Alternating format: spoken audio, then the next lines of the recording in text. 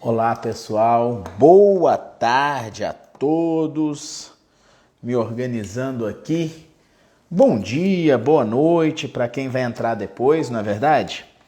Vou começar mais uma live de Direito do Trabalho e vou colocar aqui o nosso tema de hoje da nossa live, que é atestado médico nas relações de trabalho.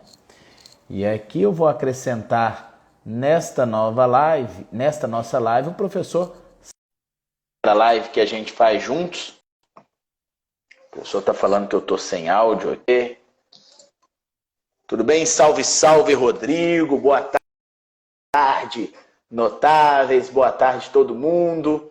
Já adicionei aí o Saulo e esperando ele entrar.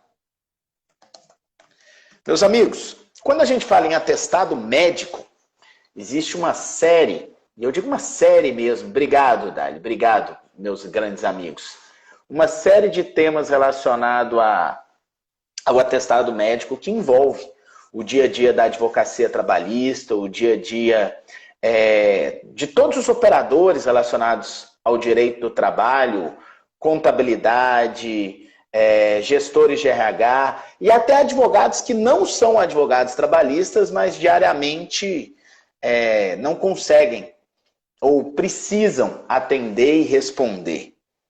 Bem, estou falando aqui com o professor Saulo.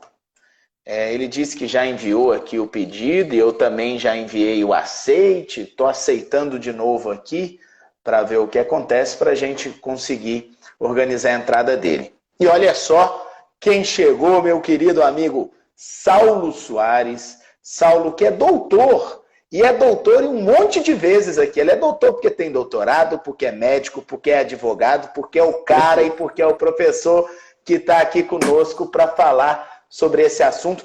É a segunda live que eu faço com o Saulo sobre atestados médicos, porque a primeira o Instagram me trollou, derrubou e não me deixou gravar. E hoje, Saulo, nós vamos deixar essa live gravada, não vamos? Grande abraço, doutor Rafael Lara.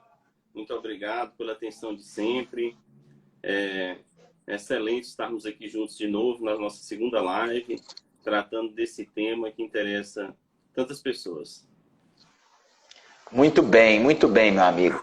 E já vamos começar para o que interessa, que é para falar sobre a validade dos atestados médicos, né? Para a gente já começar falando aqui do nosso tema principal. E olha que interessante, meu querido amigo Cláudio Dias, ele parece que adivinhava esse primeiro tema e ele já lançou aqui para a gente o seguinte: atestado médico seguro seria aquele de forma digital, com assinatura do médico, com certificação digital ICP Brasil do médico subscritor. E é uma realidade que se começa a enxergar, né, o Saulo, a assinatura digital, a assinatura eletrônica devidamente verificada do profissional da saúde, ali, o médico especificamente, que entrega um atestado. Afinal de contas, o atestado médico válido é só do médico e do cirurgião dentista, confere?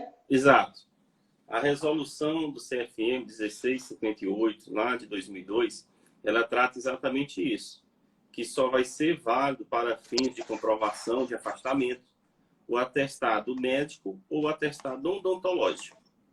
E essa questão da validade dos atestados médicos, nesse período de pandemia, que foi regulada a telemedicina, a gente verificou que, digamos assim, aumentou o uso de atestados médicos de forma digital, facilitando a conferência. Agora o médico, com seu token, faz a assinatura digital, algumas vezes tem até o QR Code, mas é uma realidade que ainda é maior em hospitais privados, em consultas privadas. Lá na realidade do posto de saúde, do médico do PSF, ele ainda está utilizando os papéis do posto de saúde, usando carimbo. A gente vê dificuldade, que tem lugar que não quer aceitar, um atestado médico que não tem carimbo, né? Eu acho que a gente já viu isso. Um atestado médico não tem carimbo, eu não vou aceitar. Essa resolução que tratei, 1658, ela não exige que tenha carimbo. O médico pode substituir o carimbo pelo número do CRM e, se quiser também, se tiver o RQE, que é aquele registro de qualificação de especialista, especialista em clínica médica, em cirurgia geral, ele pode acrescentar. Mas o caminho para a comprovação, para ficar de maior autenticidade, realmente é vincular que os atestados tenham sempre o certificado digital. Mas não é obrigatório ainda, que seja exclusivo assim. Olha, e dica interessante que você deu, porque eu mesmo já recebi algumas perguntas, alguns questionamentos que vêm dos trabalhistas, né? E eu chamo de trabalhistas, professor, todo mundo que gira o mundo do direito do trabalho. Médico do trabalho, RH, contador, advogado, juiz, procurador, auditor fiscal, todos os trabalhistas, né? A gente que vive esse mundo muito próprio. Mas eu tenho recebido muito, eu já recebi pergunta assim, chegou aqui um atestado que não tem um carimbo do médico, né? Então, isso é lenda, não precisa ter o carimbo. Se tiver aquele impresso com o nome e o CRM, igual a gente faz nas petições nossas, meu nome, meu ABGO embaixo, 22331, tá válido esse atestado. Válido. E eu digo mais, tanto para o atestado médico, até mesmo para um pedido de exame, para um receituário, a resolução 1658, ela faculta o médico inserir o carimbo ou não. A gente sabe que algumas vezes o médico está sem um carimbo naquele dia. E acontece, infelizmente, que eu já verifiquei, edital de concurso que exige um relatório médico para a pessoa se enquadrar na pessoa com deficiência. E exige lá o carimbo. Sem carimbo vai estar inválido. Então, apesar da norma determinar que não é necessário carimbo, se criou uma cultura no Brasil que não seria válido sem ele. Sendo que a gente sabe que não é, digamos assim, um indício de veracidade do carimbo. Porque são poucos os CRMs que têm o controle de emissão de carimbos. Eu sei que no CRM de Minas Gerais tem um controle. É possível pedir por lá e no carimbo vai ter um número de controle. Que se você perder aquele carimbo em específico, você consegue dar uma baixa perante o CRM. Mas não são todas. O Explicando Direito está perguntando qual o número da resolução? 1658 de 2002. Falaram abaixo aí. É do Conselho Federal. Falaram CRM, né? CFM. Conselho Federal de Medicina. Professor, olha só, uma questão interessante que tem todos os dias também. Vez ou outra chega lá um atestado de outro profissional da saúde, né? Um atestado de um fisioterapeuta, um atestado de um psicólogo, um atestado de um profissional que não é médico e nem cirurgião dentista. Como que fica esse atestado médico para justificativa de ausência ao trabalho? Temos que deixar isso claro. Atestado médico não, né? Esse atestado para justificativa de ausência ao trabalho. Nesse quesito, eu vou me socorrer ao artigo 6º dessa resolução 1658. O que ela determina? Há somente os médicos e odontólogos, no estrito âmbito de sua profissão, é facultada a prerrogativa de fornecer atestado.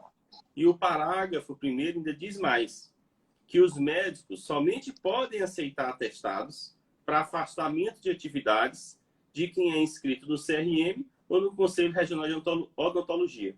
Ou seja, não é desmerecendo de forma alguma as demais profissões, mas por uma questão da legalidade, a resolução estabelece que para fins de afastamento do trabalho, somente desses dois profissionais. E como é que fica se receber um atestado fisioterapeuta de outros profissionais? Aí cabe à empresa determinar se administrativamente vai aceitar ou não. Mas o médico é vinculado às resoluções do CFM. Então, da parte dele, não cabe ao médico homologar esse afastamento. Seria algo de forma administrativa, sem passar pelo médico do trabalho. Deliberalidade da empresa. Afinal, a empresa pode aceitar como justificativa de ausência um WhatsApp do próprio empregado. Não vou trabalhar hoje porque acordei passando mal. Se a empresa quer receber aquilo como justificativa de ausência, está resolvido. Né? Agora, vou trazer uma dica aqui para os nossos colegas que estão nos assistindo, sobre que eu falo sempre sobre esse atestado de comparecimento, não. O atestado de outros profissionais. Não é sempre que um atestado, por exemplo, de um psicólogo ou de um fisioterapeuta, não vai ser suficiente para justificar a ausência. Por que que não é sempre? Olha o exemplo que eu vou dar. De repente você tem lá uma indicação de um psiquiatra, um médico psiquiatra, em que aquela pessoa precisa se submeter a um tratamento com um psicólogo, a uma terapia, né? E aí o psicólogo vai atestar que tal dia e tal hora ele estava lá na clínica. Então veja, existe uma orientação médica, existe uma justificativa médica e o psicólogo está apenas atestando o dia e o horário que ele estava cumprindo a determinação médica. Aí você tem uma situação um pouco diferente. A mesma coisa quando um ortopedista, por exemplo, recomenda, prescreve, na verdade, né, o tratamento fisioterápico, e aí o fisioterapeuta ele vai atestar que naquele dia e naquele horário ele estava lá fazendo o tratamento fisioterápico de necessidade, segundo o médico ortopedista. Ok, professor? Exato. Nesse caso, por ter a recomendação do ortopedista, tem a prescrição do psiquiatra, né? Então se entende que é um tratamento de saúde necessário e que deve ser acatado pela empresa para fins de afastamento, de reconhecer que aquele período ele estava ali em tratamento, né? Até porque tem alguns profissionais que trabalham 40 horas por semana, né? E não tem outro horário para marcar um psicólogo, fisioterapeuta. E algumas vezes a empresa imagina que é o empregado que marca sempre no horário de trabalho, né? Mas certas vezes é o profissional de saúde que só tem aquele horário na agenda. Então ele fica sem outra opção. Eu costumo dizer que existe uma coisa chamada também comprometimento. Existindo possibilidades e opções de você buscar aquele horário que seja o mais compatível possível com o horário de trabalho, para minimizar a ausência de trabalho, por que não? Exato. Né? Porém, o fato de existir o trabalho não pode ser um impedimento para que o empregado faça o tratamento que ele é necessário se aquele profissional ele não tem outros horários. Então, acho que bom senso e diálogo resolve com todo mundo, né, professor? E aí eu pego o gancho que a Simone já está falando aí, do atestado de acompanhamento, atestado de comparecimento. Ela está falando que essa seria uma declaração de comparecimento. De fato o que a gente está falando, acaba sendo uma declaração de comparecimento para cumprir um atestado.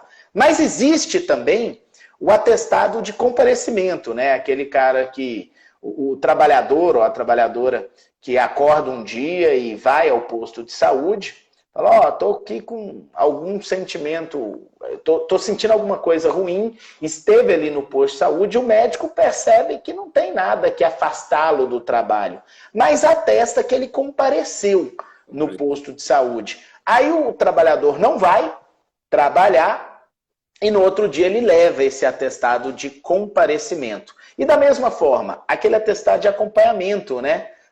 O trabalhador foi levar alguém no médico e aí o médico dá um atestado de acompanhamento. E nessas condições, professor Saulo, como que fica? Certo. Então, primeiramente, eu vou diferenciar o atestado de acompanhamento para a declaração de acompanhamento. A declaração de acompanhamento poderia ser feita pela recepcionista, por qualquer profissional, por qualquer pessoa que trabalhe naquela unidade de saúde. Já o atestado de comparecimento obrigatoriamente tem que ser do médico. E existe um código no CID específico para isso. É o CID Z76.3. Pessoa em boa saúde acompanhando outra. Olha que interessante. Então você pode emitir um atestado com CID, informando que ela estava ali só acompanhando um filho, acompanhando o cônjuge.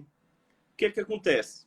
Algumas empresas, vou dar um exemplo aí de uma empresa pública federal sem citar o nome, ela não aceita nem declaração de acompanhamento e nem atestado de acompanhamento.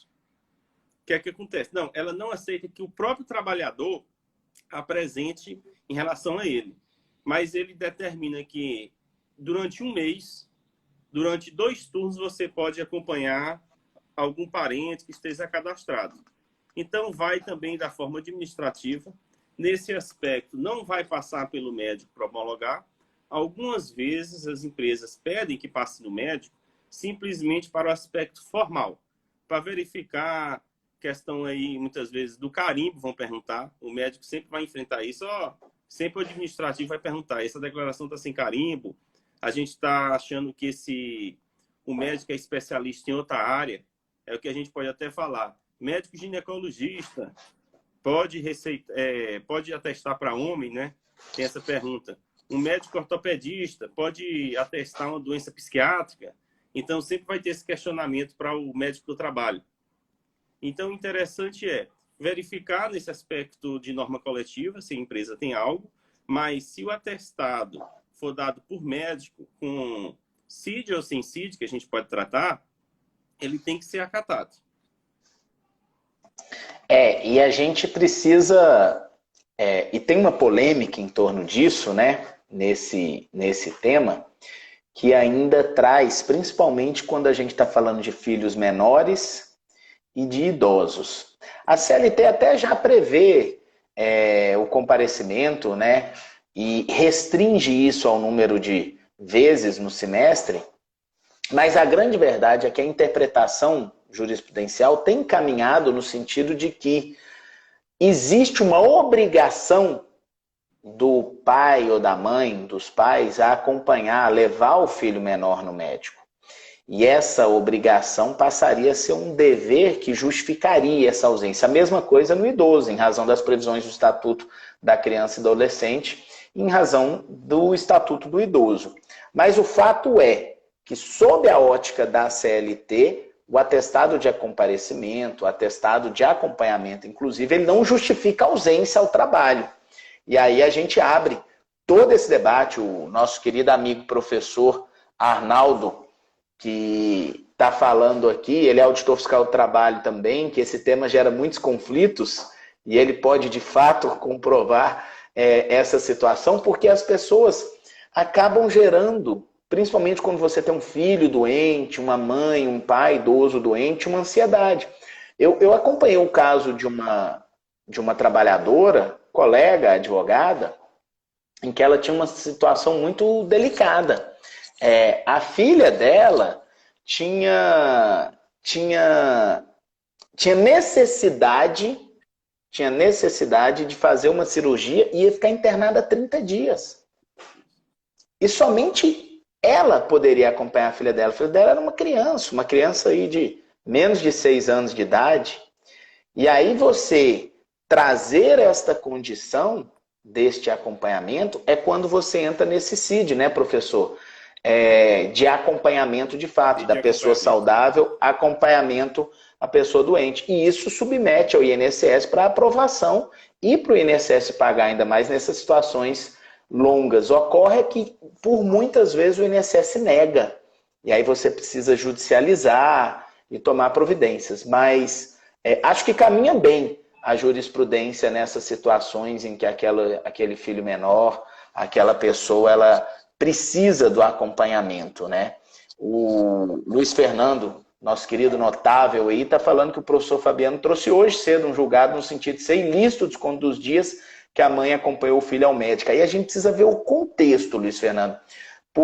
Tanto o contexto quanto a origem do órgão julgador, porque ainda é um tema que não é pacificado. Não é pacificado esse tema, abre muitos debates, é uma situação complexa, né? E para fechar esse raciocínio que o Rodrigo está falando aí, nosso outro grande querido amigo e aluno notável, não poderia um afastamento sem remuneração? É difícil a gente fazer essa previsão, a não ser que seja um acordo ou que tenha uma previsão de negociação coletiva a respeito disso, porque o afastamento sem remuneração ele causa um prejuízo significativo para o trabalhador. Afastamento sem remuneração não é bem um afastamento, né, que tem um atestado médico. Então você acaba desvirtuando aí um pouco a função desse atestado. Quer acrescentar algo sobre isso, professor? De acordo, é uma situação, esse caso, dramática, né? Que uma mãe tem que se afastar 30 dias para acompanhar o filho, a criança, em uma cirurgia. Muitas vezes cirurgias relacionadas até ao câncer infantil, né? Então é um drama para toda a família. E a gente não pode deixar aquela pessoa no momento que mais precisa sem remuneração, né? Tem que encaminhar para o INSS, mas infelizmente o INSS geralmente vai ter aquela visão que aquela segurada não vai estar incapaz e pode negar o auxílio por incapacidade temporária, e aí vai ter que partir para a judicialização nesse caso, né? E uma outra questão que é muito comum, professor, é quando a empresa pega aquele atestado médico e o atestado está rasurado, você acaba não tendo aquela certeza. Eu já peguei atestado aqui que 3 virou 8, né? Que 1 virou 11, e o pessoal vai fazendo ali alguma coisa. Só que muitas vezes pode ter sido, às vezes, um descuido do médico que fez ali. O que fazer com o atestado rasurado? Afinal, ele vale ou ele não vale? O que acontece? Realmente pode ter sido uma falha lá do médico, ou pode ter sido má fé do empregado tentando ludibriar a empresa e ludibriar também o médico do trabalho, no caso que for homologar, né? Vou me socorrer novamente à resolução. A resolução trata, em caso de indício de falsidade no atestado, detectado pelo médico, este se obriga a representar perante o CRM da sua jurisdição. Então, olha que interessante. Então, o médico do trabalho da empresa ou o médico do trabalho daquela clínica terceirizada, que os empregados vão lá fazer os exames periódicos. A empresa encaminha um atestado para ele. O médico, então, vê um indício de falsidade. Então, ele agora está obrigado a representar perante o CRM. Então, alguns CRMs estaduais já têm resoluções específicas, dispondo que tem que encaminhar uma cópia desse atestado para o CRM. E o CRM que vai fazer o contato com o médico emissor. Mas a gente não precisa esperar tudo isso, né? A própria empresa já pode entrar em contato com o médico emissor e verificar se ele emitiu aquele atestado.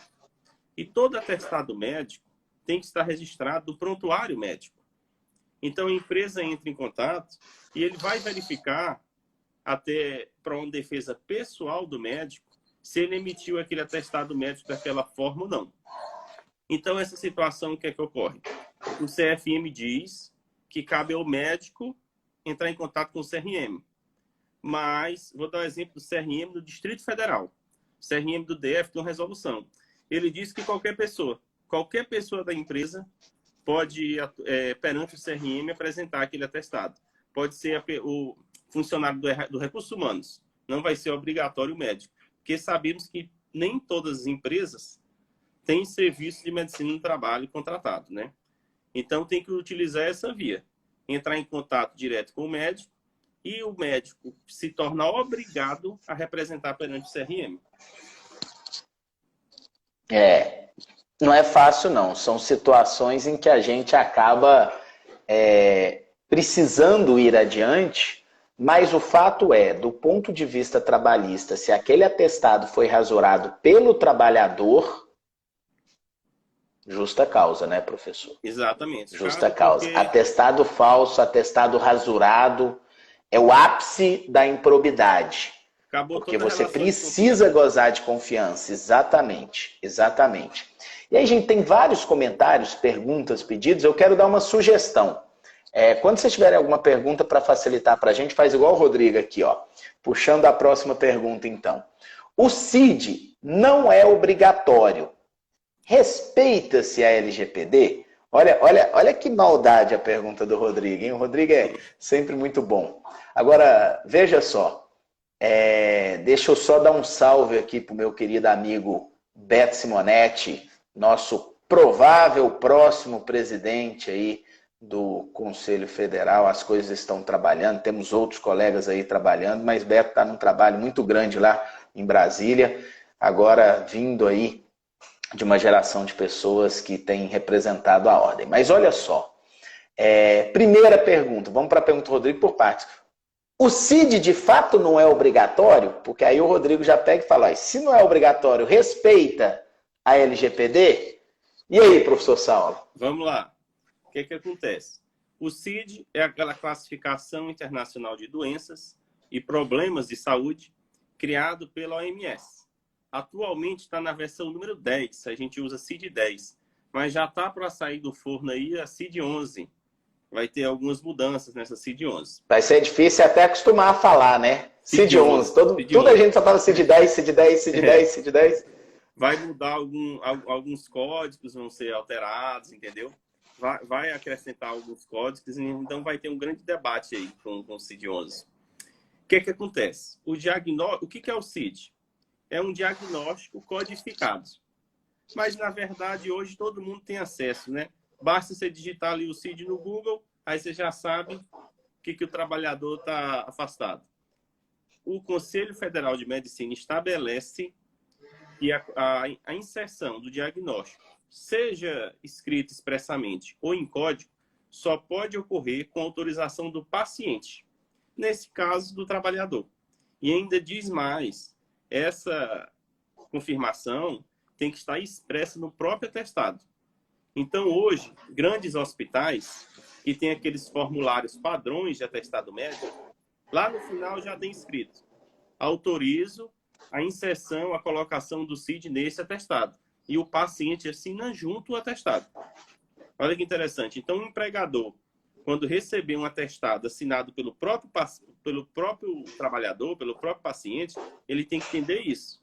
Então, o médico está proibido de inserir o CID sem essa autorização expressa, sendo passível de receber uma representação perante seu CRM. O trabalhador pode fazer isso. Se o médico, sem autorização, vai lá, vou botar o CID. Ou ele pega e diz assim: eu posso botar o CID no seu atestado? Aí o paciente diz que sim, mas ele não tem a cautela de exigir assinatura no atestado, como exige a resolução. Então, a empresa não pode obrigar que tenha CID no atestado. Mas aí a gente vai para um outro ponto. E se tiver norma coletiva exigindo, hein? Se tiver norma coletiva que tem a obrigatoriedade do CID, aí a gente vai ter que ir para os julgados do Tribunal Superior do Trabalho, né? Geralmente, o Ministério Público do Trabalho vai pedir anulação daquela cláusula, indicando a questão do princípio da privacidade, a questão da não exigência pela lei. E o que eu vi interessante, utilizando a resolução do CFM como fundamento jurídico para não exigir o CID. Só que aí a gente já puxa diversas outras questões, né? E a advocacia Macedo Rangel até deu uma pontuada em algo que eu sempre falo. O problema, e aí fica a dica aí para os advogados de empresa, né? O grande problema da falta do CID, como vocês sabem, os 15 primeiros dias de ausência ao trabalho pela doença são custeados pelo empregador, do 16º dia em diante são custeados pelo INSS, pela Previdência. Só que o que acontece? Não precisa ser 20 dias ou 30 dias ininterruptos. De repente o trabalhador ele tem diversas idas ao médico pela mesma razão, pelo CID, e aí a somatória dessas ausências dentro de um intervalo de 60 dias, justifica o afastamento. O problema é que o empregado traz lá 15 dias de atestado médico, e aí depois o empregado, no intervalo de tempo, 10 dias depois, ele traz mais 15 dias de atestado médico, ambos sem CID. E as empresas perguntam: o que fazer? E aí eu falo com muita tranquilidade para a empresa: você pega o segundo atestado médico, junto com o primeiro que não tem CID, e afasta ele para o INSS. Afinal de contas, você não tem condições de saber se é o mesmo CID ou não. Lá no INSS ele se explica. E se não for? Aí quando o INSS negar porque era outro CID, a gente paga. Afinal de contas, não dá para a gente poder assumir por parte do empregador uma presunção, e já que não pode nem questionar, nem exigir do empregado, você disse bem, ainda que tenha previsão na convenção coletiva, não se pode exigir desse trabalhador, mesmo por exigência de convenção coletiva, que se inclua. Mas essa é uma boa medida, né? Normalmente resolve, o trabalhador vai atrás do médico, autoriza, pede um CID e volta para colocar. Só que aí, pegando o gancho, que eu acho que fica bem dentro desse assunto, para não fugir da pergunta que o Rodrigo fez aqui, que eu quero enfrentar sobre a LGPD, é o seguinte: isso envolve um pouco a questão do sigilo do atestado, né, Saulo? O sigilo, O que acontece? O atestado é sigiloso, tem um parecer do CFM que determina que o atestado não pode ser tratado como um mero documento administrativo. Então, um atestado é um documento que tem que ficar passando de mão em mão ali dentro dos recursos humanos. O melhor a se fazer é ter um procedimento de encaminhar diretamente, se a empresa tiver, ao médico do trabalho. Nesse caso que você tratou, eu faço exatamente assim.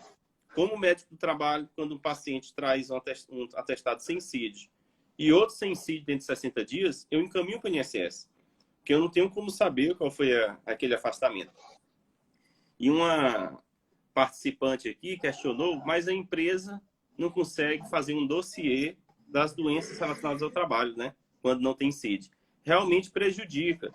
Mas eu já imaginando que poderia tratar isso, trouxe aqui a Convenção 161 da OIT. O que ela diz na Convenção 161 da OIT? Artigo 15. O pessoal que prestar serviços de saúde no trabalho não deverá ser instado pelo empregador no sentido de averiguar o fundamento ou a razão da falta ao serviço. Ou seja, a OIT, em uma norma que já é interna no Brasil, ela determina que o médico do trabalho não pode ser obrigado a exigir também as causas do afastamento. Então, o que é que acontece? Apesar de prejudicar realmente, né, a emissão desse dossiê, quais são as doenças mais relacionadas ao trabalho, o médico do trabalho, nesse outro ponto, tem essa garantia de não ter que exigir ali a causa do afastamento do trabalho. E aí eu quero pegar o gancho que com a Lei Geral de Proteção de Dados sequer seria necessidade dessa previsão da resolução que você trouxe para dizer dessa necessidade do sigilo, né? Afinal de contas, os dados médicos são o que chamamos na Lei Geral de Proteção de dados sensíveis. E a partir do momento que eles são dados sensíveis, a gente passa a ter um dever, ainda que tenha o dever de guarda, um dever de arquivamento e sigilo desse atestado médico para tratar isso. Então, sequer o WhatsApp passa a ser uma ferramenta segura de envio junto à LGPD do atestado médico. O que aparece normalmente, a gente percebe, e aí eu pego o gancho numa pergunta que alguém fez lá atrás, bastante interessante, é o seguinte: a pessoa não pode trabalhar por qualquer motivo, tem um atestado, e aí a empresa fica exigindo que envie imediatamente o atestado, né? Aí ela tira uma foto ali e manda para o WhatsApp do RH. E eu entendo o RH colocando isso, porque o RH precisa justificar, precisa alimentar o e-social, as informações são em tempo real de fato. E só que a presunção é de que o atestado médico ele vai ser entregue quando o trabalhador retornar, né? E não quando o trabalhador está afastado. Afinal de contas, se eu estou afastado, como é que eu vou entregar aquele atestado médico? É uma situação complexa dentro da LGPD. E aí tem algumas convenções coletivas ou normativas internas que estabelecem prazos de apresentação do atestado médico, né? Por exemplo, olha, o empregado tem que apresentar o atestado em até 48 horas depois. E as pessoas me perguntam, e se não cumprir esse prazo de 48 horas? Aí primeiro eu trago duas reflexões. Primeiro, 48 horas depois do início do atestado ou depois do final do atestado? Porque se é depois do início, eu já tenho um problema na origem. Porque eu não posso exigir que o empregado que não pode, eventualmente, uma situação em que ele não pode se deslocar, por exemplo, ele está internado. Como é que eu posso exigir que ele leve esse atestado? Não é compatível. Por outro lado, mesmo depois que ele retorna, esses 48 horas, se ele não apresentar o atestado nas 48 horas, eu vou deixar de pagar o atestado? Porque a convenção coletiva ou a norma interna fala que não pode? Não, eu não posso deixar de pagar o atestado. Eu não posso deixar de afastar o trabalhador e cumprir com a obrigação da empresa. Eu posso punir o trabalhador, porque ele descumpriu a norma de entrega do atestado. E aí eu puno um trabalhador porque, indisciplina, ele descumpre uma norma de exigência de uma apresentação de um documento. Mas deixar de dar ao atestado médico o tratamento que ele merece, justificando as ausências que ele teve, isso eu não posso fazer jamais, certo, professor? Exato. E a gente vê que as empresas, algumas insistem ainda, 48 horas para você apresentar o atestado após a emissão do atestado, né? E faz o erro de esse é o caos. O atestado, né? E sobre essa questão do sigilo, eu vou contar um caso real que eu já vi. Uma advogada simplesmente inseriu o prontuário médico ocupacional do trabalhador nos autos do processo judicial, sem autorização do trabalhador. Não foi só o atestado, não foi o atestado, foi o próprio prontuário. Foi lá, teve acesso, de não sei de que forma, ao local de guarda dos prontuários, bateu uma foto pelos scanners e inseriu nos autos para utilizar contra o trabalhador, violando totalmente o sigilo. E a gente já analisando até do aspecto criminal, né? Num caso desse, você pegar um prontuário escondido e inserir sem autorização do paciente, né? Para você ver a dificuldade que ainda hoje a gente ainda tem nessa questão de verificar a necessidade da guarda do sigilo médico, do sigilo profissional, em relação a tudo que cabe na questão da saúde. A empresa tem a guarda do prontuário, isso é verdade. A empresa tem um prontuário médico ocupacional e ela tem a guarda. Ou a clínica terceirizada, mas o empregador não tem direito a acessar o conteúdo do prontuário médico ocupacional. Aquilo ali cabe somente aos profissionais da saúde. Não pode o dono da empresa chegar lá, me passe o prontuário médico ocupacional para verificar quais são as doenças que a pessoa tem, quais as comorbidades. Isso não é possível. Perfeito. E aí eu fiquei pensando aqui enquanto você estava falando. E aí chega um atestado e a empresa não acredita no atestado. Sei lá, desde alguma coisa mais grave, ou, por exemplo, uma coisa que o pessoal duvida muito. Às vezes é um atestado de um médico que tem uma especialização em ginecologia para um homem, né? E aí a empresa já fica ali toda, mas é um absurdo, ele foi um ginecologista, né? Só que a empresa esquece que antes de ser ginecologista, o médico é um clínico geral, o médico ele tem condições de emitir um atestado para qualquer pessoa. O difícil é que vem lá num papel timbrado da clínica de ginecologia, assinado por um ginecologista, um atestado médico de um trabalhador, de um empregado. Aí a empresa fica desconfiada daquele atestado. Ou aquele atestado que emendou aquela semana que tinha um feriado, ou aquele atestado que o pessoal acaba desconfiando, né, que ele está inventando alguma desculpa para não poder trabalhar. O que você orienta a empresa a fazer, professor? Excelente. Dá saudações aqui que eu estou vendo que está nos acompanhando, doutor Aurélio Lobão. Grande abraço, nosso amigo aí. Então, fala, Aurelião. Nesse caso, a gente vai ter que diferenciar a veracidade do conteúdo para a autenticidade do atestado, né? Então, primeiro, é o conteúdo que a empresa está questionando ou é a própria autenticidade do atestado, que aquele atestado é falso? Se for na autenticidade, a gente vai bater naquilo que a gente tratou, tem que recorrer, tem que entrar em contato com o CRM e apresentar aquilo. E se for em relação ao conteúdo, a empresa tem uma importante medida que pode realizar. Olha que interessante. Ela pode exigir a homologação do atestado médico. O que acontece? Todo atestado médico, conforme aquela hierarquia dos atestados médicos, da Lei 605 de 49, muito debatida, existe hierarquia de atestado médico, né? Mas lá está estabelecido.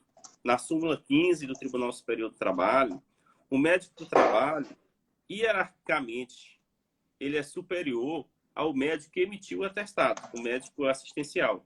Então, ele pode chamar o trabalhador e verificar quais foram as condições e homologar ou não aquele atestado.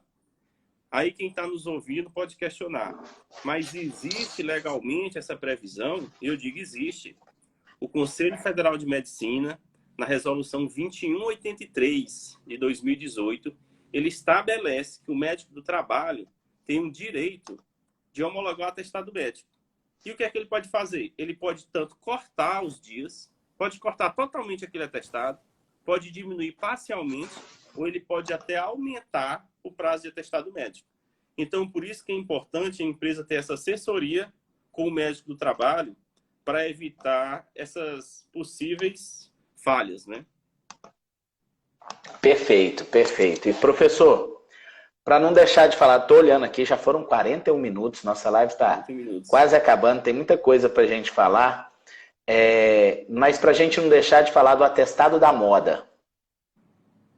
Atestado de Covid-19. Atestado de Covid. E aí eu já pego e emendo um negócio que eu dei o nome lá no meu Instagram de não atestado. O não atestado e o atestado da Covid-19. Já escrevi sobre isso, já manifestei, isso é uma polêmica danada. Eu gostaria de lhe ouvir, professor, de lhe ouvir como que você... quem está chegando agora, deixa eu reiterar aqui, professor Saulo é doutor, é médico, é advogado, esse cara reúne tudo de bom e ainda é um piauiense amigo porreta. Ele reúne tudo de bom que uma pessoa pode reunir num ser humano só. Fala pra gente, então, sobre a sua ótica jurídico e como médico do atestado de Covid-19 e do não atestado da nova lei, né? Então, esse atestado de Covid-19.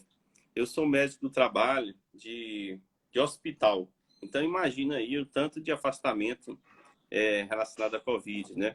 O que é que acontece? O trabalhador, hoje, ele está tendo essa facilidade de fazer o exame de PCR. Com o exame de PCR positivo, já se comprova, então, que ele está com Covid-19. E o que é que acontece? Ele deve ter um afastamento. Sabe o que eu já vi? Trabalhador com Covid-19, só que com sintomas, pequenos sintomas. E ele ainda pretende trabalhar presencialmente na empresa, porque ele não quer se afastar para não ter nenhum risco de ir para o INSS. Aí o médico do trabalho diz, não, também não é assim. Você está com Covid-19, você ainda está transmitindo. Não é porque você está com sintomas pequenos ou sem sintomas que você pode estar aqui presencialmente. Então, o que é que a gente vê?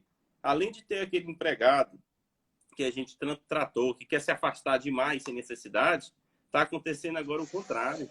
Um empregado que está doente, com doença infecto-contagiosa e não quer sair do trabalho, ele quer continuar com seus colegas, né? Tenho até dúvida se ele é amigo dos colegas dele, para estar querendo ir presencialmente nesse caso. Então, o que é que acontece no atestado de Covid? O médico, geralmente, é o médico clínico geral que está emitindo, pode ser o otorrino. Na verdade, não tem nenhuma restrição. Sendo médico com registro CRM, e a gente solicita o exame de PCR, se ele tem um PCR positivo. Aí a questão do não atestado. Eu verifiquei sua postagem, muito interessante. Essa novidade legislativa, né, questionada se o texto, a redação da lei foi adequada, né?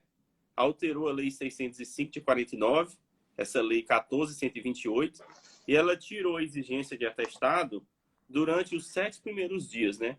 Dispensou os 7 dias de atestado, lá no parágrafo 4º do artigo 6º da Lei 605. Então, a empresa agora está com essa legislação para cumprir, vai ser, digamos assim, nas empresas que têm maior afastamento relacionado ao trabalho, e o médico do trabalho não vai mais poder exigir o atestado, né? Durante esses 7 dias. A lei define que só a partir do 8º dia que ele vai apresentar uma justificativa válida, né? Eu já falei o que eu precisava falar, eu sou um grande crítico dessa redação, acho que inventaram o não atestado. O professor Gustavo Felipe tem uma visão diferente, que teria que ter um encaminhamento, mas não é o que está escrito lá, na minha opinião. Acho que a gente criou uma situação. Só que de onde vem esse não atestado? De alguém que seja de fato contatante, né? De quem efetivamente teve positivo para a Covid-19. E não necessariamente só porque a pessoa acordou resfriada, ela teria que buscar. Então, a verdade é que ficou muito ruim a redação, ficou muito confuso, né, professor? Não dá para estabelecer isso de forma muito transparente. E me diga uma coisa. Oi. Não, pode concluir. Concordo totalmente. Ainda digo mais, vamos ver a realidade dos hospitais. Um hospital Covid. Você está tendo ali, o trabalhador está próximo, está tendo contato com pessoas com Covid-19. Imagina se a gente for, então, 7 dias sem atestado para toda aquela unidade. Então, você vai prejudicar o oferecimento do próprio serviço de saúde para aquelas pessoas que estão internadas, né? Então, essa redação da Lei 14.128, né, nesse aspecto, né, não realmente atendeu o que a gente esperava. Vai gerar muito debate, como já está gerando, né? E o que é que acontece? Muitos empregados não têm ainda conhecimento, e nem as empresas, e continuam exigindo um atestado, apesar de não terem visto que agora não é necessário se suspeita ou contactante dos 7 primeiros dias. Olha só, tem muita gente fazendo uma pergunta aí que nos remete a uma coisa que não dá para passar uma live de atestado sem falar dela, né? Limbo previdenciário. E o que é o limbo previdenciário, meus amigos?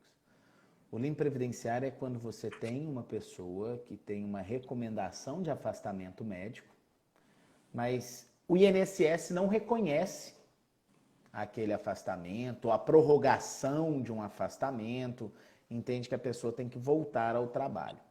E aquela pessoa que, segundo o INSS, tem que retornar ao trabalho, tem um médico, que pode ser o médico dela ou o médico da empresa, e aí abrem diferentes interpretações, que dizem exatamente que ele não deve voltar ao trabalho. E o trabalhador cai no que chamamos de limbo. Nem a empresa o recebe e nem o INSS o recebe. E aí, professor Saulo? Interessante, né? Vou jogar no seu colo a confusão. Jogar. Excelente. A realidade do médico do trabalho, a realidade do advogado trabalhista é se deparar com isso. O que acontece, primeiramente? Existe uma avaliação diferente do médico do trabalho e do perito médico federal lá do INSS. O médico do trabalho, ele avalia aptidão ou inaptidão para a função que o trabalhador exerce na empresa. Ou seja, o empregado é enfermeiro da empresa. Ele vai avaliar, você está apto ou inapto para esse cargo, para essa função. Já o perito médico federal, ele vai avaliar a capacidade. Você está capaz para trabalhar ou você é incapaz para o trabalho. Então, é algo mais abrangente e por isso que gera esse limbo. Que enquanto o médico do trabalho avalia, ó, você está inapto para trabalhar aqui na nossa empresa. Aí encaminha para o médico do INSS. E ele não concorda. Aí ele libera. Então, o empregado fica sem receber o benefício previdenciário do atual auxílio por incapacidade temporária, antigo auxílio-doença, e fica também sem sua remuneração perante a empresa.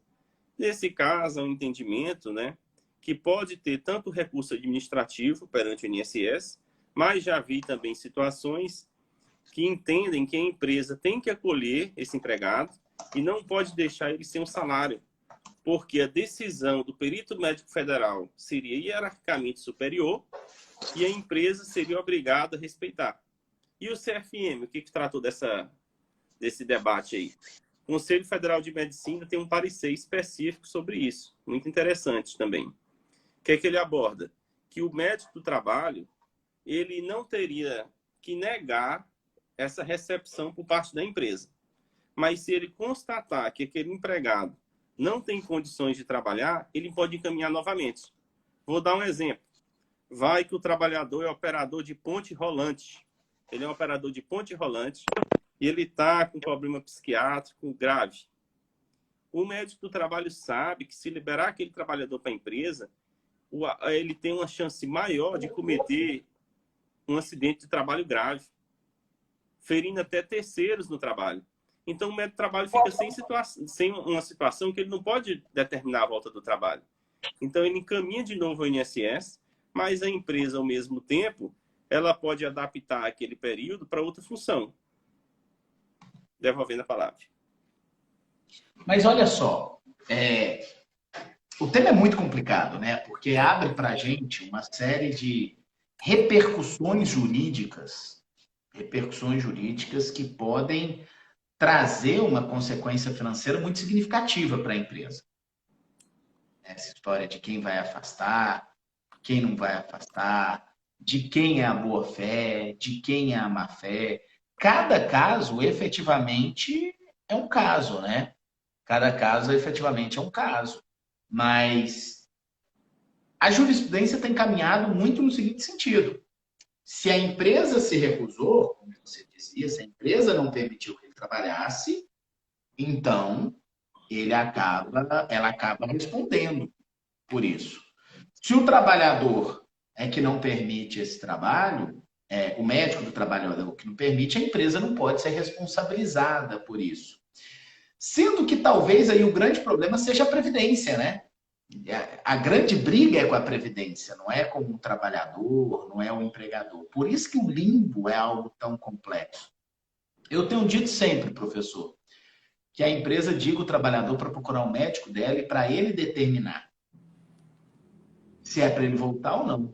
Tá. E fica com a decisão do médico, do trabalhador, e ele busca essa solução da maneira que ele tem como solucionar. Mas é uma situação muito complexa. Sobre essa situação, eu gostaria de falar de algo que ocorre lá dentro do consultório médico, do médico de trabalho. Vou dizer, o trabalhador chega, então, para o exame de retorno ao trabalho, né? Ele foi ao INSS, o INSS deu que ele estava capaz para trabalhar, então ele vai no exame de retorno ao trabalho. Sabe o que alguns pacientes, trabalhadores falam? Que não querem voltar ao trabalho, que o perito, eu estou falando a visão do trabalhador, que o perito nem me olhou, que o perito não me examinou. Eles alegam isso, alguns, né? Então, ele disse, eu não tenho condições de voltar ao trabalho. Se eu voltar ao trabalho, doutor, o senhor será responsabilizado se acontecer alguma coisa aqui. Então, muitas vezes, o médico de trabalho, muitas vezes, até se intimida. E ele, então, encaminha de novo ao INSS. Mas sabe o que pode ocorrer? Depois ele vai e diz, não, esse médico do trabalho não me aceitou voltar ao trabalho. Foi ele que não quis que eu voltasse. Então, o que é que eu recomendo? Que o médico do trabalho, nesse exame, recolha expressamente por escrito que é o trabalhador que não tem interesse em voltar. Para evitar que, depois que ele saia do consultório, mude o que falou e diga que foi o médico que está impedindo ele de trabalhar. É importante recolher a visão do próprio trabalhador de não querer retornar, que isso acontece muito na prática. Eles não aceitam voltar e alegam que é o médico que está proibindo. Obviamente que a decisão técnica é do médico, né? A decisão técnica é do médico, ele tem que se responsabilizar por aquilo. Mas é importante também recolher expressamente em prontuário o que está acontecendo para futuramente, um possível processo judicial, até processo administrativo, ter esse meio de prova por parte do médico do trabalho e da empresa também, né? Concordo com você, são 5h54. Para terminar a nossa live, eu lembrei de uma pergunta aqui que não pode faltar. Atestado de cirurgia plástica, cirurgia estética, reparadora, vale ou não vale? A empregada pode ir lá e falar, vou fazer uma cirurgia estética, ou o empregado, vou fazer uma cirurgia estética e vou ficar 30 dias sem trabalhar. E aí? Olha que situação.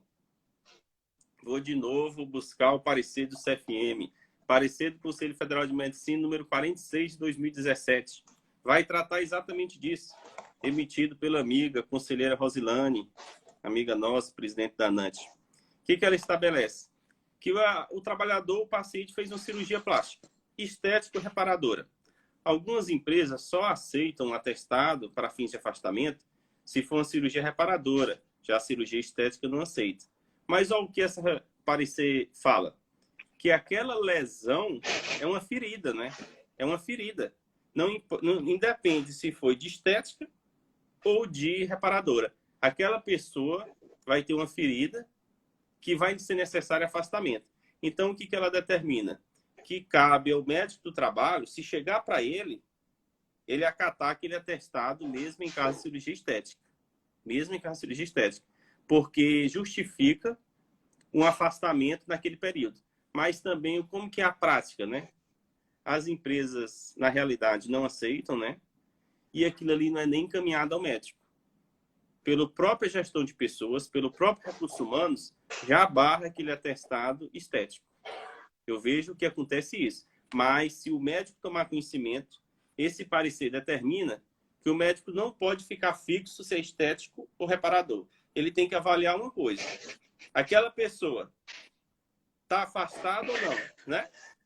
Eu tô rindo do Arnaldo falando aqui que vale.